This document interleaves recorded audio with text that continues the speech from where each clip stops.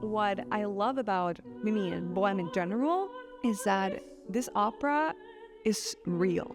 The amount of props that we have, cups and loaves of bread and chairs and tables and things that we're constantly moving around on and using. It's not like we're in some magical world where you have a sword and creatures around you. Everything is real. It's tactile, you know. Puccini is the end of a period. He's sort of the end of a period and the beginning of a new period in opera history. You know, the bel canto period begins with Rossini, Donizetti, Bellini in the early 19th century. It's about composers that really elevated the voice to something very supreme. And then we have this transition into the world of Puccini, into verismo opera, right? Truth in Italian, where composers start to focus more on subjects with real life as opposed to kings and queens and fairy tales and things like that. So composers like Puccini, Leoncavallo, they started to focus on real people, real characters, real life, verismo.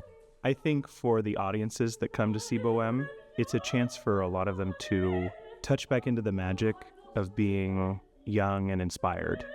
There's a time when you're in high school, when you're getting into college for the first time, you have your first relationships, your first dreams, and there's a certain nostalgia, a certain magic that comes with that. And I think Bohème is so addictive for audiences is because you get to touch back into that magic. It's particularly wonderful to be working with the young singers for a number of reasons. One, because they're closer in age to the character's age. And two, I've found over the years, there's something wonderful about a singer experiencing one of the great works for the first time. So there's that discovery period. I get to experience through them falling in love with the piece again. I really enjoy playing Mimi, especially because a lot of people see her as this sweet and ingenue, kind of like the sweet girl next door. But I love playing her because I know she's way more than that.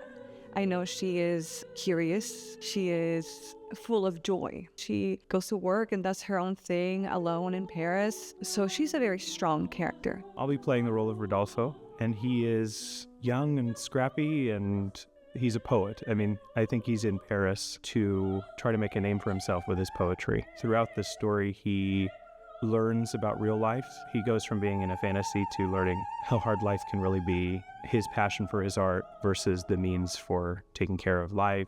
I think he blames himself for Mimi being sick. It's truly a joy to interpret her in this production, especially with such an amazing group of friends and colleagues that I get to do this with. It's just the joy of my life to do it here, and I can't wait for opening night.